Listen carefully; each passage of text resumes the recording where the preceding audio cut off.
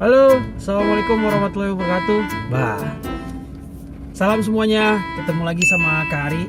Hari ini Kak Ari sedang berada di sekolah. Kebetulan hari ini Kak Ari sedang piket bersama dengan guru-guru yang lain. Nah, kalian sendiri gimana nih? Betah di rumah atau udah mulai merasa bosen atau pengen banget nih, kangen sama sekolah? Gimana? Pasti kangen kan sama sekolah? Nanti kita akan ngobrol-ngobrol. Kita akan bahas bagaimana sih tentang si virus corona ini, pandemi ini, bagaimana sih. Kak Ari nggak sendiri. Kak Ari akan ajak temen Kak Ari. Nah, tuh orangnya di belakang tuh. Nongol orangnya. Kenapa nongol? Ayo masuk. Ini dia nih. Nggak bisa salaman karena sedang ada pandemi, jadi nggak bisa salaman. Salam corona. Salam corona. Yoi. Oke, kita langsung jalan aja ya. Iyalah, saya yang punya kawasan di sini, tenang. Yoi.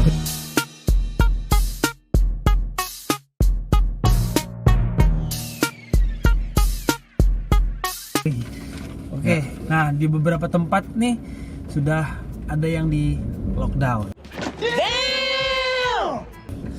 Tapi sebelum itu kita pasang seatbelt dulu. Oke. Safety first. Oke. Nah, ini kan kalau lihat dari data ya nih, Pak Sigi ya. Dari per kemarin aja tuh sudah 4.557 Per kemarin ya. kasus. Jadi meningkat sebanyak 360 sekian kasus baru Per hari itu. per hari. Oke. Tapi di sisi lain juga masyarakat mendesak pemerintah buat ada lockdown aja, udah gitu maksudnya. Jadi nggak usah ada yang keluar-keluar. Kalau ada yang keluar harus ada aturan yang tegas buat orang-orang yang. Kira-kira kalau kayak gitu tuh efektif apa enggak ya? Jadi lockdown itu kan sebenarnya memaksa orang untuk tidak beraktivitas di luar kan. Iya. Nah, hal ini akhirnya dipikirkan oleh pemerintah bahwa apakah nanti efektif ke depannya. Tapi yang terjadi adalah ketika lockdown itu diterapkan, mungkin ya Indonesia berkaca pada negara-negara berkembang yang lain seperti India. Ketika diterapkannya lockdown itu malah jadi tidak efektif gitu. Jadi sangat semrawut negaranya untuk mengurusi itu. Kenapa? Karena hampir sama dengan kita, kondisi perekonomiannya Indonesia, masyarakatnya itu rata-rata bekerja dengan upah per hari, bukan upah bulanan. Jadi harian. Jadi orang-orang pasti harus nyari uang. Kalau nggak nyari uang setiap harinya, ya dia nggak bisa memenuhi kebutuhannya. Betul. Itu yang terjadi. Jadi mungkin sampai sekarang itulah kenapa pemerintah belum menerapkan lockdown. Ada berbagai pertimbangan yang sangat besar gitu. Nah, ngomong-ngomong soal pendapatan masyarakat yang tadi nih, nah kita lihat nih banyak juga nih angkot-angkot yang masih ya itu tadi ya, karena mereka upahnya bukan upah mengandalkan upah harian. Upah harian. Kalau mereka nggak kerja, mereka nggak bakal dapat nafkah ya. Betul. Mereka nggak bisa dapetin uang karena Para pedagang juga para sama. pedagang. Nah, ini seperti ini kan ada tukang ketoprak tuh. Iya. Itu mungkin masih jualan, karena dia kalau nggak jualan juga mereka nggak bisa dapat uang. Makanya itu mungkin keputusan pemerintah untuk tidak melockdown dan menghentikan seluruh kegiatan yang berlangsung. Ya, itu adalah mungkin keputusan terbaik saat ini. Iya, gitu. keputusan terbaik gitu loh. Jadi Kemudian tadi kan ada anjuran ketika suruh untuk bekerja di rumah saja, tapi akhirnya masyarakat di sana menganggapnya itu libur gitu. Nah, akhirnya libur jadinya menganggapnya diliburkan. Akhirnya ya udah, akhirnya banyak orang-orang yang tetap beraktivitas di luar, bahkan ngobrol di kafe-kafe gitu-gitu. Jadi disuruh bekerja di rumah, sekolah diliburkan, pekerjaan diliburkan, mereka malah liburan. Ya, mereka malah berlibur gitu. Iya. Waduh, Itu yang terjadi. Akhirnya terjadi peningkatan itu penyebaran virus. Ya, kalau saya baca terakhir 3, berapa persen? Iya, hanya berapa persen aja. Malah jauh lebih besar angka kematian penyakit yang lain. Kayak misalkan ada penyakit TBC misalnya. Nah, itu bahkan lebih besar. Nah, mungkin data itu yang menjadi acuan anak-anak muda, akhirnya ya udah TBC santai lah gitu. Itu yang menjadi keresahan sekarang gitu. Orang-orang masih ada bahwa, TBC ini. Ya udah gitu. Orang yang paling parah tuh TBC sebenarnya bukan corona. Corona tuh tadi bukan masalah penyakitnya, tapi masalah penyebaran yang cepat ini gitu yang jadi kendala kita. Jadi penyebarannya itu lebih berbahaya daripada virusnya ya? Betul. Jadi penyebarannya jauh lebih berbahaya daripada penyakitnya. Betul. Penyebarannya sendiri tuh paling berbahaya tuh lewat apa sih? Nah, kalau corona itu penyebaran yang paling berbahaya lewat droplet kan sejauh ini kan. Misalnya orang yang bersin, bahkan kita ngomong sekalipun sekarang nih itu bisa sama-sama kena. Makanya salah satunya kita harus pakai masker. Oke. Untuk nutupi. Nah, itu. Makanya jangan sampai kita yang lagi ngobrol gini pun ya nanti ada droplet yang keluar gitu loh. Bisa menularkan atau dari batuk seseorang, dari bersin seseorang. Jadi kadang kalau batuk kan kita suka nggak tutup ya. Nggak ditutup, malah batuk, nutupnya pakai tangan. Nah, batuk aja gitu kan. Batuk aja. Makanya anjurannya sekarang nutupnya pakai siku, bisa gaya juga.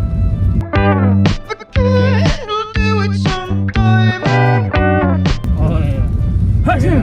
Oh gitu. Oke. Jadi sebetulnya si virusnya ini berbahaya dong. Tetap berbahaya, tapi berbahaya kalau semua orang sakit. Akhirnya fasilitas kesehatan semuanya pasti akan kesulitan tuh. Oke. Itu kan yang terjadi kan. Nah, ngomong-ngomong soal semua orang bisa terkena, ngomong semua orang bisa akhirnya berbahaya ke semua orang. Kita juga pernah dengar dong namanya flu Spanyol. Oh iya tuh. Nah itu hampir 1 abad yang lalu. 100 tahun yang lalu. 100 tahun yang lalu. Tahu itu pernah terjadi flu juga. Spanyol. Flu Spanyol itu adalah penyakit menular paling mematikan di dunia sampai sekarang. Paling mematikan di dunia sampai sekarang. Sampai sekarang. Berarti bukan corona nih. Bukan corona, masih sampai sekarang masih sekarang dipegang sama flu Spanyol. Nah, karena penyebarannya flu Spanyol itu bukan lagi lewat droplet, bukan hanya lewat droplet. Tapi lewat udara. Waduh, lewat udara itu yang paling bahaya. Tadi penyebarannya lewat udara. Betul. Ini flu Spanyol ini penyebarannya lewat udara, Spanyol. 60% dari total populasi dunia, 60%. Ya. Okay. Itu terkena virus flu Spanyol. 60%. Lebih dari setengahnya berarti. Ya, jadi 1 miliar orang itu terkontaminasi flu Spanyol. 1 miliar. What? Di 100 tahun yang lalu. Kalau sekarang nih corona nih berapa jumlah? Kalau data sekarang ada berapa? Tadi saya lihat itu satu dunia ya. Satu dunia itu sekitar 1.100.000 sekian orang. Ya, ini 1 miliar. 60% populasi dunia di Spanyol waktu itu. Sampai semuanya terjangkit juga. Si pandemi ini akhirnya bisa mempengaruhi semua sektor di seluruh dunia kan. Ya. Bahkan ekonomi, sosial. Iya, betul. Gitu ya. Nah, ini ngomong-ngomong lihat ke depan, ini kondisi jalanan di depan dari tadi kayaknya rame-rame aja nih. Iya, jangan-jangan beneran mereka nggak betah, udah nggak betah gitu ya, untuk di rumah, betul. Atau mereka mungkin ada keperluan ya. Atau gimana nih? Itu mungkin karena tadi bahwa pemerintah sekarang masih menganjurkan kita untuk tetap berada di rumah, sedangkan tadi masih ada masalah-masalah lain seperti orang-orang yang bekerja dengan upah harian itu harus tetap bekerja gitu. Betul. Kan. Tapi saya tetap nggak apa-apa, misalnya kalau misalnya orang harus tetap bekerja ya mau gimana kan, itu juga tidak disalahkan oleh pemerintah. Nah makanya ngomong-ngomong soal pembatasan nih, akhirnya setelah berjalan hampir 4 pekan ya, hampir 4 pekan pemerintah mengadakan kebijakan untuk belajar di rumah, physical distancing dan lain sebagainya. Akhirnya pemerintah mengadakan kebijakan baru khususnya di Jakarta yang sudah diterapkan, yaitu PSBB. Betul. Nah, ini PSBB kan, ya. Karena pemerintah sekarang memberikan kebijakan PSBB dan berlaku di DKI Jakarta dulu nih. Ngomong-ngomong PSBB itu kepanjangan apa sih? PSBB itu pembatasan sosial berskala besar. Besar. Nah, sekarang tadi hubungannya sama PSBB dan juga lockdown, kira-kira apa nih bedanya gitu kan? Iya. yang awal-awal kita bahas tadi.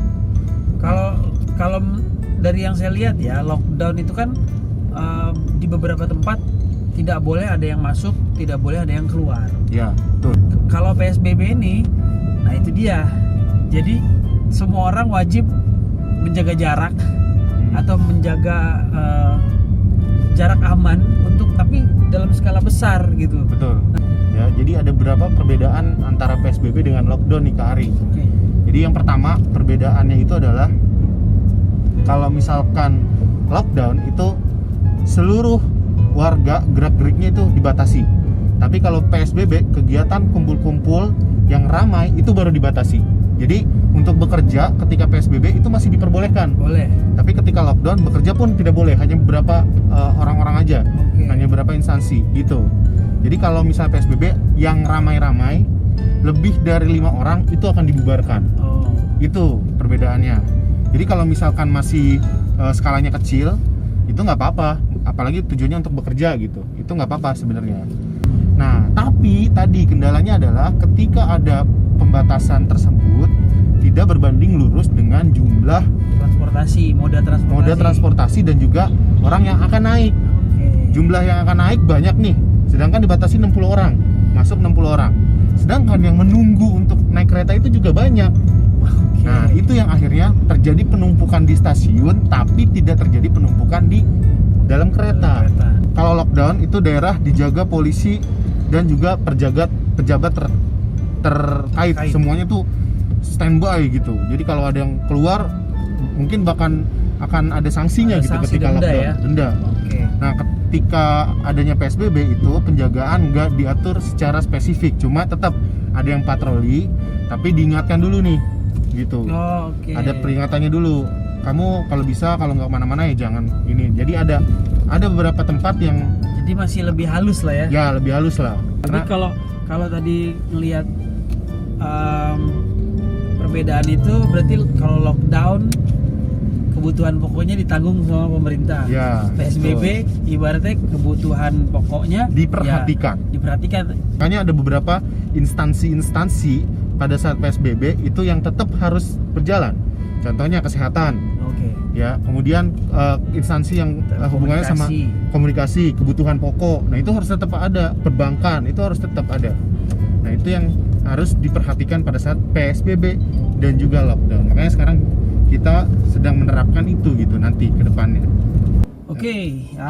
Sekarang tadi kita udah bahas PSBB nih. Ya. Kebetulan kita udah muter-muter tadi beberapa tempat dari Pondok Gede sampai ke Cibubur. Cibubur kota wisata. Di situ juga kita lihat kondisi jalanan relatif masih ramai ya sebelum berlangsungnya PSBB untuk Bekasi. Untuk Bekasi ternyata masih ramai di situ dan masih banyak juga beberapa masyarakat yang pekerja harian atau pekerja yang mungkin pengusaha kecil-kecil yang tetap harus beraktivitas. Ya, tetap harus berdagang, beraktivitas. Betul. Di situ banyak juga masih terlihat orang-orang yang masih belum pakai masker padahal anjurannya ketika di luar rumah adalah pakai masker. Wajib pakai masker. Walaupun masker kain ya. Nah, iya, walaupun masker kain tapi tetap wajib. Mudah-mudahan kita bisa belajar dari negara-negara lain dalam menangani kasus ini. Yes. Bagaimana pemerintahannya mengambil kebijakan bisa belajar dari negara lain. Kita sebagai masyarakatnya juga bagaimana kita belajar dari masyarakat lain. Betul. Yang sudah pernah gitu loh. Gimana caranya kita bisa memutus rantai penyebarannya. Kita juga kalaupun kita misalkan kita tidak perlu takut ya, justru karena banyak cara ya dengan salah satunya menjaga imunitas, dengan pola makan yang sehat, pola hidup yang sehat, menjaga kebersihan, selalu cuci tangan pakai sabun, ya, sama pokoknya kalau terpaksa keluar ya pulang ke rumah, please jangan nyentuh apapun dulu. Gitu. Kayak kita nih nanti pulang ke rumah, ya kita lebih baik langsung mandi, baju jangan digantung, langsung dibawa ke tempat cuci. Langsung dicuci. Jadi nggak ada lagi yang dipakai berulang-ulang. Jadi semuanya dicuci. Betul. Ya kita sama-sama berdoa. Mungkin kita sama-sama berdoa kalian doakan guru-guru semua sehat. Betul. Semua sehingga Kalian juga masih bisa sehat. ngasih materi, Betul. bisa ngasih pembelajaran, ngasih sesuatu buat kalian, dan Betul. kita pasti selalu doain buat kalian, semoga kalian semua sekeluarga juga sehat. Tetap tentunya. sehat gitu. Oke, Ya, sampai ketemu lagi nanti, mudah-mudahan kita akan sambung lagi ya, ya. Mas Singgi. Kegiatan-kegiatan kita yang lain. Yes, nanti Entar. bakal ada yang menarik. Nah, yang pasti nanti akan ada challenge nih. Ada Kayaknya challenge. buat kalian di rumah nih nanti Buat bakal di ada rumah, challenge. Challenge-nya seperti apa nanti kita tunggu aja. Oke, siap. Sampai ketemu lagi. Yang Sampai ketemu jelas, lagi. stay strong, Stay healthy. stay smart. Stay smart.